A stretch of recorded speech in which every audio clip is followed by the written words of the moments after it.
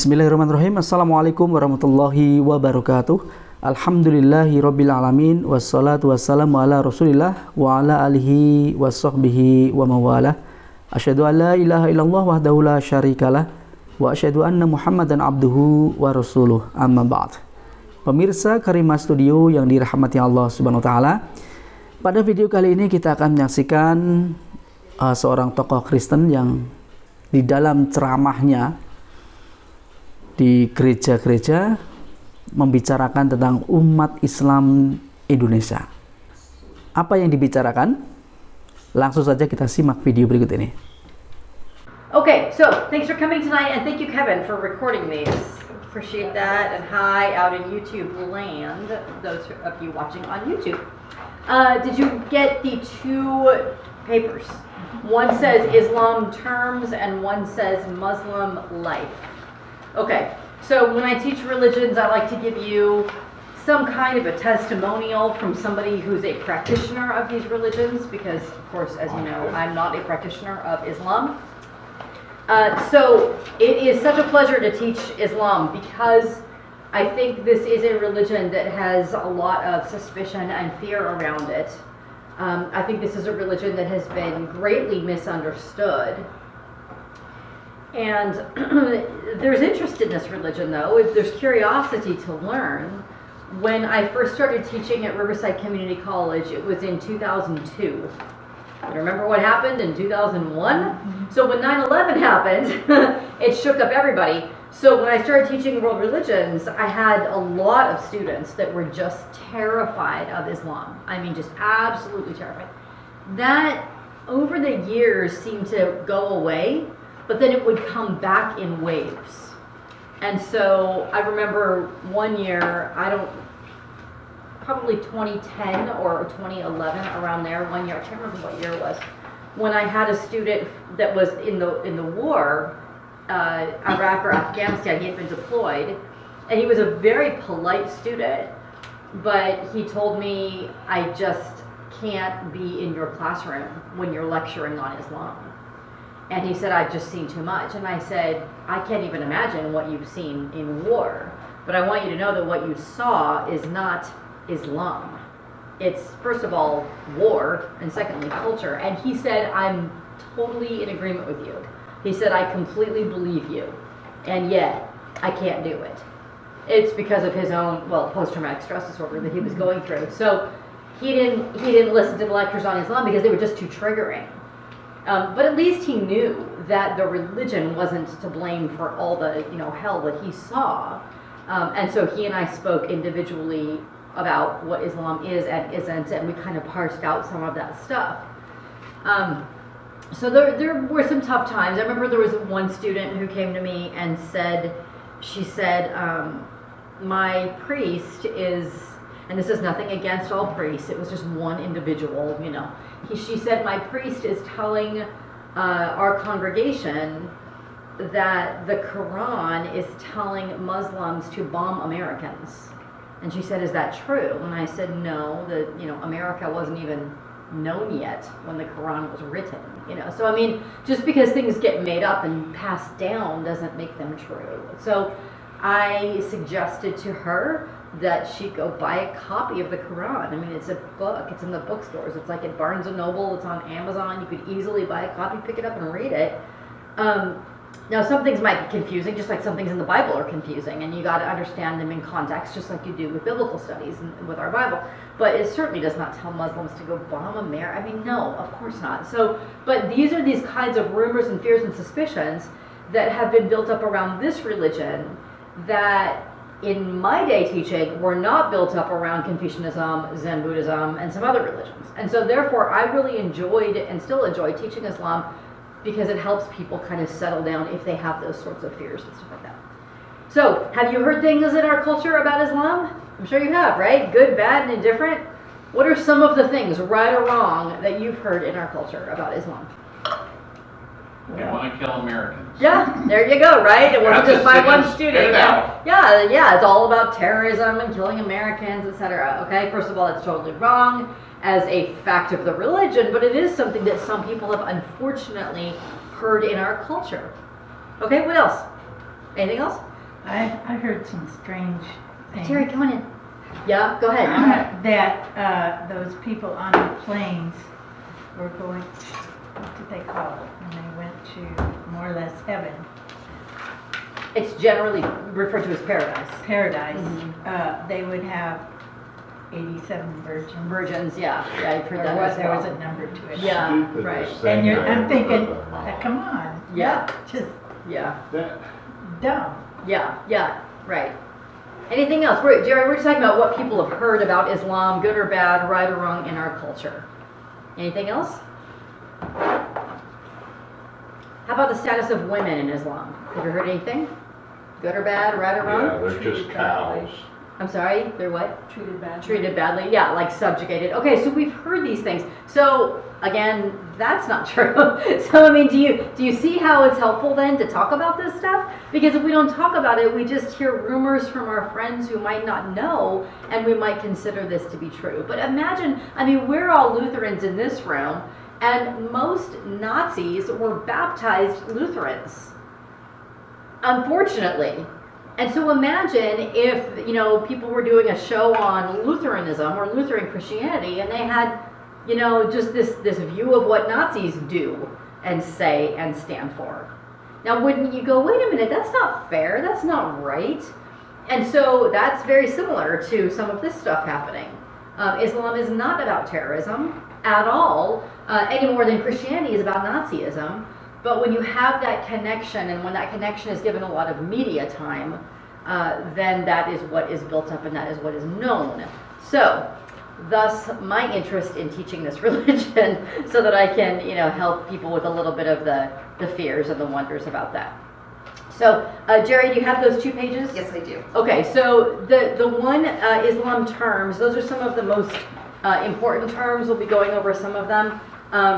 And I will be writing a lot on the board as well. All right, so Islam. Islam is the name of the religion. The practitioners are called Muslim. So it's like Christianity is the religion and Christians are the practitioners, okay? So the name Islam is a name, an Arabic name, related to the word surrender or submission. And what it refers to is surrender or submission to God. Do you know the Arabic word for peace? Salam. Salam. So Islam is related to that word for peace. So sometimes Islam, people say, means peace. But it means more like surrender or submission. And salam is related to the word shalom, which is the Hebrew word for peace. So they're all very connected here. In one simple phrase, this is the religion of Islam. Surrender or submission to God. Submitting to God. The Arabic word for God, and you know, as we say before, in a lot of religions should be cross-referenced with foreign languages here, because so many of the terms are of another language than English, and it might be unusual to you. The language that Islam uses is Arabic. And there are Arabic Christians as well, not just Arabic Muslims. I mean, Arabia is an area, geographical area. So the Arabic word for God is Allah. Allah just simply means God. And so Arabic Christians, when they refer to God, say Allah. It just simply means God. So whenever you hear somebody talk about, you know, worshiping Allah, do not think of it, please, as they are worshiping some foreign, distant, bizarre God. They're literally saying we're worshiping God, like you and I would be saying we're worshiping God. This is a Western religious tradition.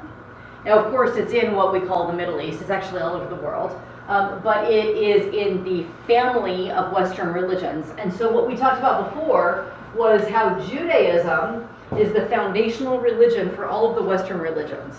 And then Christianity is built upon that foundation. It's larger numerically, but I just mean it's built on that foundation.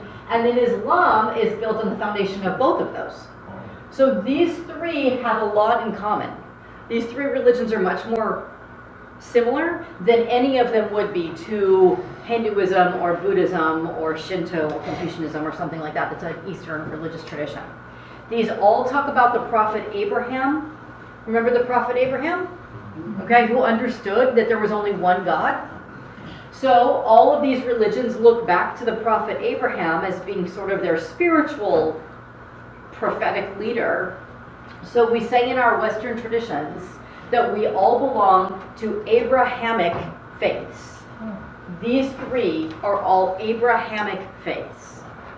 Meaning that if we're looking at like a family tree, Abraham, in terms of a person, not a divinity, but a prophet, Abraham is on top of this family tree with Judaism, Christianity, and Islam, and then there's a lot of branching off, but we all are related or cousins in a sense, or siblings of in this Abrahamic tradition.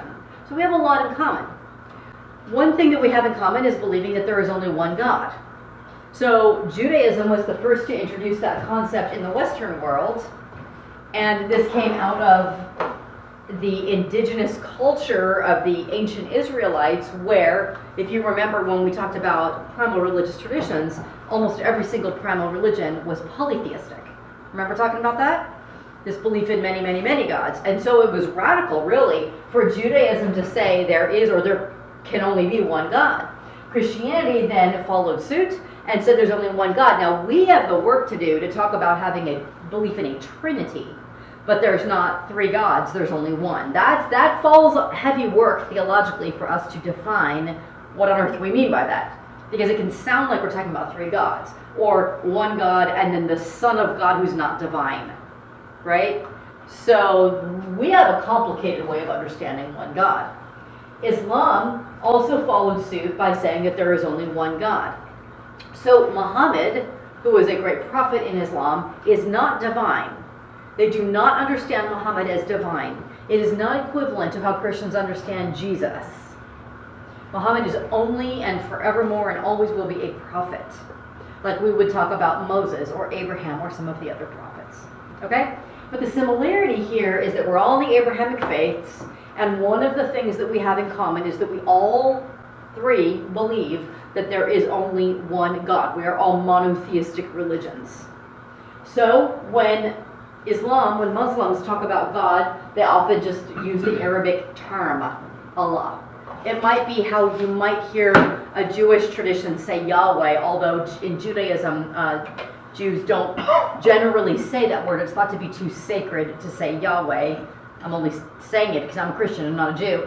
But that would be like the equivalent. It's a certain religious way to refer to God, but it just simply means God. Okay, today Islam has more than 1 billion followers, and so it makes Islam the second largest world religion. You know what the first one is, the largest world religion? Christianity. Christianity is the largest world religion by far, but Islam is very large as well. And Islam is also the fastest growing religion. It is in the United States, and it is all over Europe and Africa, the continent of Africa, the Middle East, of course, but it's not correct to just associate Islam with the Middle East. In fact, it's larger in Indonesia and some other places than it is in the Middle East. Since 9/11, the West has had great interest, particularly in America, about what is Islam, what is not Islam, should we be afraid of Islam? That was one of the big things after 9/11. People, a lot of my students, particularly Christian students, are surprised to learn so much about Islam, that Islam reveres the great prophets that Christians talk about. Islam also has special love for Jesus, although Muslims do not regard Jesus as divine, because if they did, they would be called Christians. But they regard Jesus as a great prophet. They believe that he was born of a Virgin Mary. The Quran talks a lot about Mary. Many also are surprised to know that Islam has done a lot in shaping Western culture, especially since the Middle Ages. And a lot of the terms that we use, a lot of the concepts that we have, a lot of the books that we read, we use those terms, know those concepts, and read those books because they have been preserved through Islam. For instance, the word algebra is an Arabic word, and the whole concept of algebra is from Islam. We know calligraphy from Islam. We know geometry from Islam. Many of our classic Western texts have been preserved through the religion of Islam. So if Islam never had existed, our Western civilization would look very, very different. Many of our vocabulary words, much that we know, would be very different. And largely we're not even really aware of that. So, Islam has had a major role in world affairs, especially lately, so I think it's really important to know what this religion is. So we're going to touch upon basically 4 major groups of topics throughout these, I think 3 days. I think we'll get through this in 3 different days. First we'll talk about the Quran, the sacred text of Islam. Then we will talk about the Prophet Muhammad. Then we will talk about the primary teachings of Islam, and that will take a while. And then we will talk about the Islamic community, the development of the community. And just like in most major religious traditions, there are divisions. We can talk like in Christianity about the 3 major divisions of Roman Catholic, Eastern Orthodox, and Protestant. We can talk also about divisions in Judaism, like we talked about the Orthodox, Conservative, and Reformed Jews. Well, so too in Islam, there are some major divisions: Sunni, Shiite, Sufi. You might have heard of some of those, so we'll go over those. So, any questions so far? We just basically touched on an intro and then an understanding of God. What was, you said there was the Quran, then we were talking about Muhammad. What was the third one? The primary teachings of Islam. Yeah, teachings of Islam about the nature of the world, the nature of the person, the nature of the body, the nature of science and how we understand science. Just some basic teachings, and also the main ones called the 5 pillars of Islam. 5 things that Muslims must do that are obligatory. And then the last one is the Islamic community, which is also called the Ummat. The Ummah is the community. UMMA. All right, so let's jump into the foundations of Islam, starting with the Quran. The Quran is Islam's sacred presence in the world. So we often think, we meaning the Christians that are in this room listening to this right now, we often think that in terms of religious studies that we can make an equivalent between the Christian Bible and the Quran and make it equivalent between Jesus and Muhammad. Right? Because here we have the sacred text, the Christian Bible, and this is the Islamic sacred text, and here we have, this main person, and here's the main person. But that's not a fair equivalency. What is a better equivalency is more like this. Because in Christianity, Jesus is the sacred presence in the world. Jesus didn't just deliver the sacred presence according to our tradition, our religious tradition. Jesus is the sacred presence in the world. Was 2,000 years ago, but Christians also believe that Jesus still lives today and is among us as the sacred presence in the world. The Quran in Islam is the sacred presence in the world. Not a book about it, but the sacred presence in the world. Now, there's only really one sacred presence, that's Allah, God. But these are the literal words of God dictated to Muhammad. So Muhammad then is not the sacred presence in the world. Muhammad is the one that delivered it. He's the one that brought it. So the Quran is the primary sacred text. It is Islam's earthly center. And the Quran is about 4/5 the size of the Christian New Testament. So it's actually pretty small compared to your Bible. Okay, so the Christian New Testament is smaller than the Christian Old Testament or the Jewish scriptures, and the Quran is about 4/5 the size of the Christian New Testament. So again, pick it up and read it if you're ever curious about it. It's just a book. For you, I mean, it would not be considered, quote unquote, just a book to Muslims, but I don't mean any disrespect. But what I mean by that is you can just buy one. So if you're ever curious, I've had students all the time saying, does the Quran say this or that, the other thing? Look, it's not a mysterious thing. Just buy one and you can read it. I have several of them at home, and they're really interesting to read. It's divided into 114 surahs or chapters.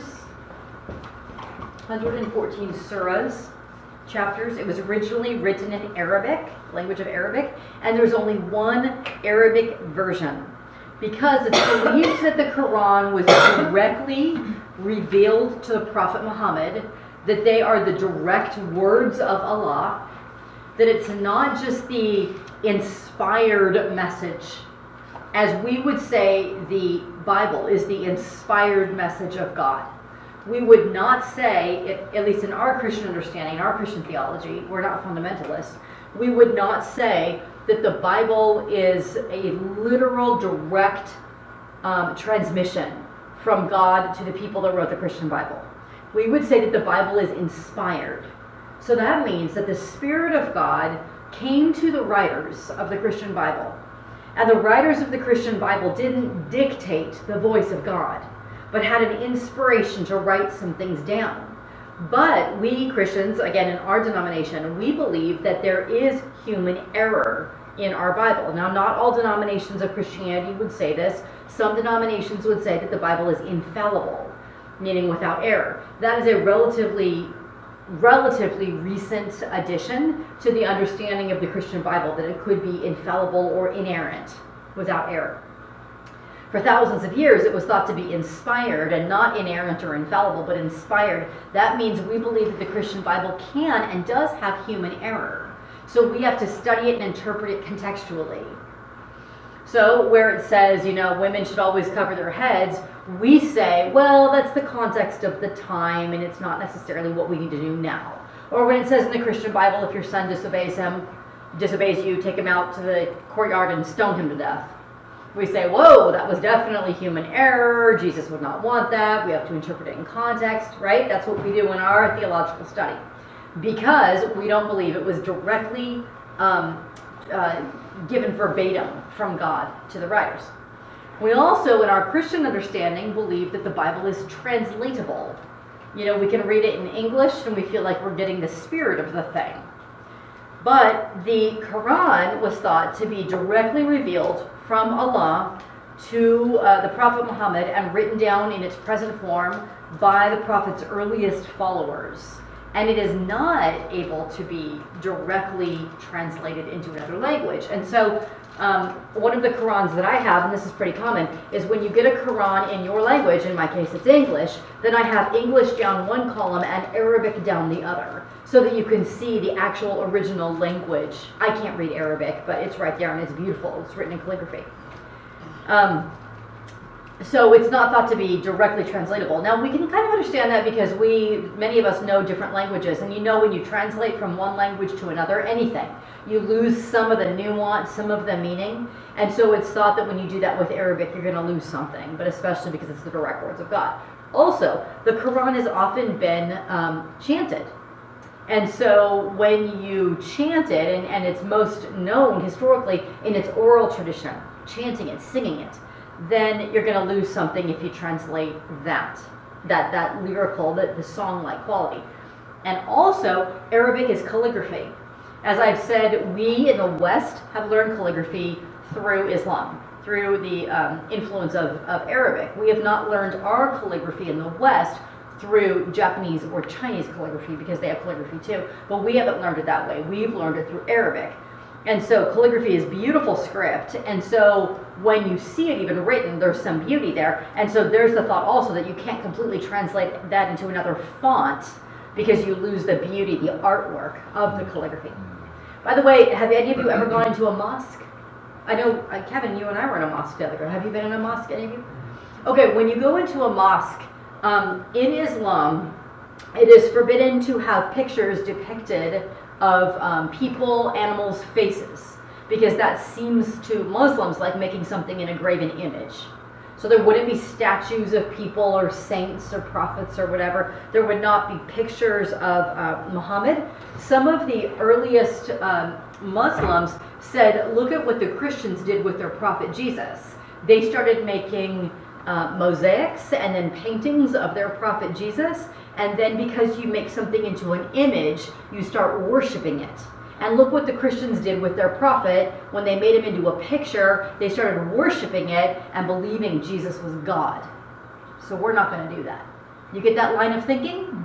Okay, so from the Muslim perspective, it's dangerous to do that, and we're not going to do that. We're not going to make images of Muhammad, etc. You probably have heard the sometimes protest when people make a cartoon of Muhammad, Muslims saying, please don't do, that's not what we want. We do not ever want to worship Muhammad. We have absolute respect for him as a prophet, but we don't want to go the route that the Christians did, frankly. So when you go into a mosque, what you'll see around the world is gorgeous decoration, but not in human face form or animal face form. What you see is a couple of things. First of all, beautiful geometric patterns. So gorgeous mosaics and geometric patterns. Incredible artwork with beautiful geometry. But also you'll see Arabic script, beautiful calligraphy, written all over the place. Parts of the Quran and then parts of the Sunnah, the custom of the Prophet, written in beautiful script all over. So those are the ways that it's most commonly decorated in a mosque. Okay, so the term Quran literally means reading or recitation. And as I said, oral recitation has been the one that's been favored throughout the years. It's commonly regarded as the most beautiful work ever composed in the Arabic language. It is regarded as a miracle of God, especially because Muhammad is thought to have been illiterate. That's what I was wondering. Yeah. How can you write down Miraculously. Yes. something? Okay. Today, the Quran is the world's most read and memorized book. Imagine memorizing the entire New Testament. This is 4/5 the size of the New Testament. It's pretty big. So the Quran begins with a prayer called the opening. Here's the prayer. Listen to this. In the name of God, the compassionate, the merciful. Praise be to God, Lord of the universe, the compassionate, the merciful, sovereign of the day of judgment. You alone we worship, and to you alone we turn for help. Guide us to the straight path, the path of those whom you have favored, not of those who have incurred your wrath, nor of those who have gone astray. Okay? Just a prayer, God, we're yours. And that's what Islam is, this absolute submission. God, we are yours. You are the compassionate, the merciful, the sovereign. Guide us to the straight path. All right, secondly, so we just touched on the Quran. Secondly, the Prophet Muhammad. Let's talk about who he is.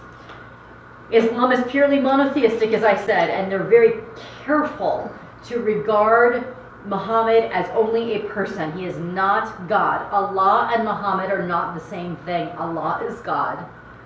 Muhammad is a person. But even so, Islam celebrates Muhammad as the most perfect of all human beings, referring to him as a jewel among stones. So this is his life, just some highlights of his life. He was born at about, we're not exactly sure, but about AD or CE, Common Era, 570. Around the year 570, into the leading tribe of Mecca. And Mecca is a city on the Arabian Peninsula. And you probably know Mecca now because, Muslims go there on pilgrimage. So he was born into Mecca. It was an important center of commerce and trade at the time because it's right there on the water. He was orphaned at an early age, and Muhammad grew up with his uncle. He was known as an honest, hardworking, dependable boy.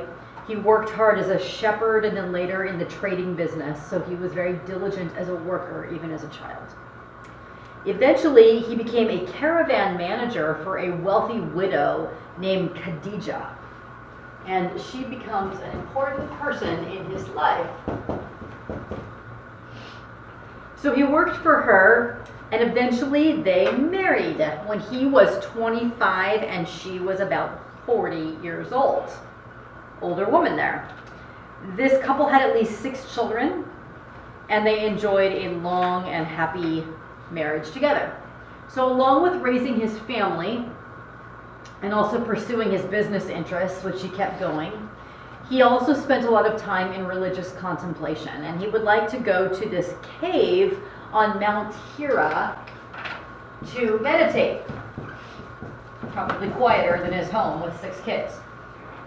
So he went to Mount Hira to meditate, to spend time in prayer and time with God. And according to tradition, during one of his visits to the cave, the archangel Gabriel appeared to him in a dream. Now we know Gabriel, right? Where did Gabriel appear in our stories? Mary. To Mary, right? And Joseph in a dream. Okay? So Gabriel, the word angel means messenger. You know, like messenger from God. The word El means God. So an angel is a messenger from God. So Gabriel from God. And he appeared to Muhammad and commanded him, recite. He issued the command and he pressed hard on Muhammad's body. And Muhammad feared that he would even die because he was pressing so hard. And finally, in desperation, Muhammad asked the angel, "What shall I recite?" And Gabriel answered, this is from the Quran. Gabriel said, "Recite in the name of your Lord who created man from clots of blood. Recite, your Lord is the most bountiful one, who by the pen taught man what he did not know." So this event occurred in the year 610, and it is celebrated still as it's called the Night of Power and Excellence. The Night of Power and Excellence. And this marked the beginning of Muhammad's career as a prophet. So you might know this if you've been in my Bible study. The word prophet is a word that means mouthpiece, a mouthpiece of God. Somebody who, it's not about their intelligence particularly, although Muhammad was an incredibly intelligent man, but it's not just about his intelligence. Or when we're talking about Moses or Abraham or any of the prophets, it's about people becoming available to be used by God as a mouthpiece for the voice of God. So he then became a prophet saying, okay, you can use me as you will, God, to share your message. So that was the earliest recitation contained in the Quran, but he would receive many more visits from the angel and many more things to recite and then write down. Eventually they wrote him down over the next 22 years of his life until his death in 632. So at this first night, you have a question? Go ahead. Didn't he have several wives? That was a much later phase in his life. Not for a long time. All right. So, and we'll get to all of that, All right. what that's all about. So, when he first had this experience with Gabriel, he told Khadijah, his wife, about this experience, and she became the first convert to Islam. And he, at first, found very few others willing to listen to him. After 10 years, several hundred families were Muslim. Now that sounds like a huge amount, but it was very small compared to what was to come in the years that followed. So only several hundred families. Because for the most part, Muhammad's fellow Meccans reacted with hostility to him, to Khadijah, and to their message. For a couple of reasons. First, he taught that there was only one God. And this was radical, bizarre. We're used to this, but they were not. This was a mostly polytheistic culture. Now, not only were they used to polytheism, but also there were in Mecca alone 360 shrines to various gods. And so what happened was people would come into the city as tourists, basically, and go on these pilgrimages to visit all of these shrines, boosting the economy of the entire city. So, if it was to be believed that there was only one God, what would that mean to not only all the shrines, but to the economy? People wouldn't come if they didn't believe that there were all these gods. And you know this, cultures, we have a hard time changing, right? And accepting new ways of doing things, especially something this huge and this financial. I mean, it earned a lot of capital for the city. So, in addition, Muhammad also challenged the largely corrupt social and economic justice of his day. There were all kinds of things that were going on that were very, very corrupt, and Meccans were not ready to give up their largely corrupt standards of behavior. Here's one example out of many. Women had childbirth at home, which is what women have mostly done for most of history, and girls were not as wanted, which has been the case for most of history. And so it was a practice then, there in in the homes, if a woman gave birth to a girl and the family did not want the baby girl, they could go outside of the house and in the sand bury it alive.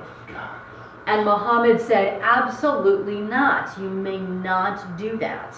He put an end to all kinds of abuses toward children and toward women, which is so ironic then now when you hear it said that Muhammad didn't want women to have a lot of, rights and authority and all that, because he stepped up justice for women hugely in Arabia at the time, which, by the way, pretty much all religious founders did. If you look back and you look at the lives and the teachings and the methods of the Buddha and Confucius and Muhammad and Jesus and all of these founders, one of the things you'll find is that there's a huge jump in a sense of equality. Now, it's not always perfect equality or how you and I in 21st century United States understand equality, but for the time, there's a huge jump in terms of equality among the genders, equality among the social classes, equality among the rich and poor, equality among the slave and free. There's not a perfection or a total equaling out, but there's a huge jump whenever a huge religious founder comes into being. And that's the case here with Muhammad as well. So Meccans weren't ready then to do that, to go into those new ways of thinking. So Muhammad and his family were faced with a lot of hostility. And so in the face of this hostility, Muhammad and his followers migrated northward to the city of Yathrib in the year 622. Yathrib later became known, the name was changed and became known as Medina. So to this day, it's referred to as Medina, not Yathrib anymore. Medina is a shortened from a phrase that means city of the prophet. So this, by the way, 622, when they did this, when they migrated northward to Medina, this is known as the Hijrah. And the Islamic system of dating bases their dating on the Hijrah, when that emigration happens. So what we would call year 622 AD is known as AH, after Hijrah, which would be in our language, 1. What we would call 622 AD. Okay? Because that's when all things began. What time did he die? 6 what? What time? Yeah, No, I mean, this what is not year, his what death. year, what He died in 632. 632. 632. Yeah, I don't remember dates very well, so I No, always have to look at my I'm Yeah. trying to get this. Yeah, for me, because I'm not a real numbers, dates kind of person, for me, what I think of is Yeah. Christianity begins around year 0. Now, our system of dating is off by 4 to 6 years, but around year 0. 500s BC, that's when we have a lot of the Asian religions. We have Buddhism beginning here, Taoism, Confucianism, etc. 500 years before. Now here we have 500 years approximately after. Here we have Islam. Got it? Yeah. So that might be an easier way if you're like me and not as much of a numbers person. 500 years earlier is a lot of the East Asian religions. 500 years after is Islam. Now, in your calendar, remember I gave you a timeline? Yeah. Okay, it lists this, but it also lists Islam way back here. Because Islam, this is when Muhammad was around. But Islam looks at their own roots and goes back to Abraham. Oh. And says that was the beginning of our tradition. Okay.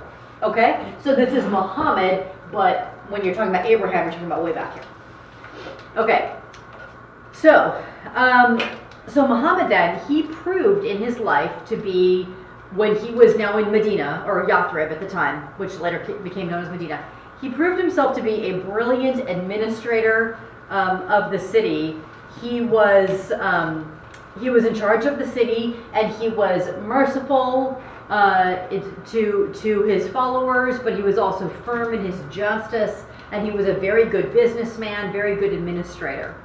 So 8 years later, after this migration, after several battles with his Meccan opponents, there were some battles, and lest you think, oh, it's such a violent religion, look at your own Bible.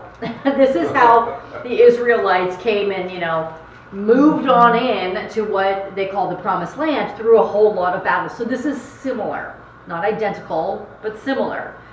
So there were several battles with Meccan opponents, but 8 years after the migration up northward to Yathrib or Medina, Muhammad returned back home in triumph to his home city of Mecca. And then by the time of his death, 2 years later, most of Arabia had converted to Islam. Most of Arabia, who had never managed to unite over anything before, in terms of justice and politics and religion and not just warring, united over this. And most of Arabia had converted to Islam. So, his significance then for Islam, and by the way, you probably have noticed when you hear Muslims talk about Muhammad, they say this, Muhammad, peace be upon him. Do you hear them say that? Yeah. Okay, when it's written, often you see Muhammad, and then after the word Muhammad, you see this. Have you ever seen that? Yeah. It stands for peace be upon him. So if you ever hear me saying that because I'm talking to a Muslim, I might say that out of respect for them and their prophet. Now, didn't didn't they say you either convert to our religion or we're going to kill you? There were some contextual battles like that, just like there are in our scriptures, but that's not at all what Islam is today. You are never including, and Christians have said the same thing, by the way, like to Native Americans. We baptize you or we will kill you. Well, I guess you could even say if you're from Northern Europe, Yeah. odds are if your ancestry is Northern European, odds are that's how you became it as well. But that is not an Islamic practice today. If anybody does that, they're doing that in direct opposition to their own religious practice. So if somebody from, say ISIS or some fringe terrorist organization, if they're doing that in opposition to a standard of Islam, that you are only supposed to be Islam if you are not coerced into being, only supposed to be Muslim if you're not coerced into being Muslim. And I would say the same thing of Christianity. If somebody said, well, so-and-so says, become Christian or we'll kill you in the Spanish Inquisition forever ago, I would say the Spanish Inquisition went against what Jesus Christ would stand for. And what I as a Christian stand for today. I'm never going to hold a gun to somebody's head and say, profess Jesus as your Lord and Savior. That's ridiculous. It's not only a little bit off, it's antithetical. It's the opposite of what Jesus would ever do, right? Same with Islam. You're never supposed to coerce someone into conversion in Islam, ever. And any imam who is a clergy, and any religious scholar worth their salt in Islam would tell you that. One other question. Yeah. Did the Romans and the Muslims fight? Was there great battles between them? I'm not aware of battles. I completely could be just not aware. You're talking about two different time periods. Yeah, I'm not aware of any. The Roman Empire had collapsed around the 400s. Yeah, I don't Islam.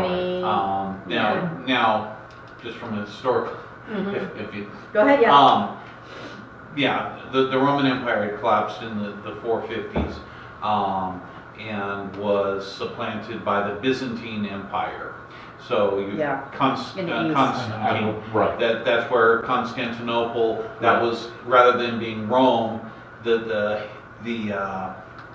capital of the Byzantine Empire was Constantinople. Yes, there was conflict there between Islamic, but there was also conflict between Germanic tribes and Frankish tribes. So yes.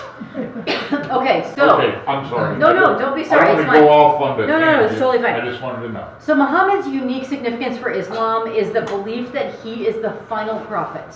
He's not the only prophet, but he's the final prophet, revealing the will of Allah fully and precisely and for all time. And so there have been occasionally groups that have said, well, we love Islam and we love Muhammad, but we believe that there's another prophet that came after. Like, for instance, the Baha'i tradition. The Baha'i tradition believes that that they love Muhammad, but then there are other prophets that came later. Well, the Muslim tradition of Islam would say that's not really Islam then, because real Islam is saying that he was the last prophet, and there cannot be any more prophets after that. He is what's called the seal of the prophets, the last one. There is no need for Allah to choose another. So it is believed that in different times, God has revealed different prophets to reveal God's will partially. And Allah revealed the absolute last part of it. So there's no need for another one. So Muhammad, as I said, is merely human, but he is revered. Revered does not mean worshipped. It means greatly respected as the best of all humans. And his actions and his own teachings, he was careful to regard them as different, distinguish them differently, his teachings from the Quran. He was careful to say, this is my thought, but this is the Quran. Okay, just to make that clear. But his teachings, that together, his actions and teachings, together constitute what's called the Sunnah, or custom of the Prophet. So Sunnah means custom. And if you hear people talk about the Sunnah, then that's what that is. That's his teaching? His teachings and his actions. This is the second most important authority for Islam. After the Is it a Quran. book or- Yeah. After the Quran. Yes. Did he ever perform any miracles or anything?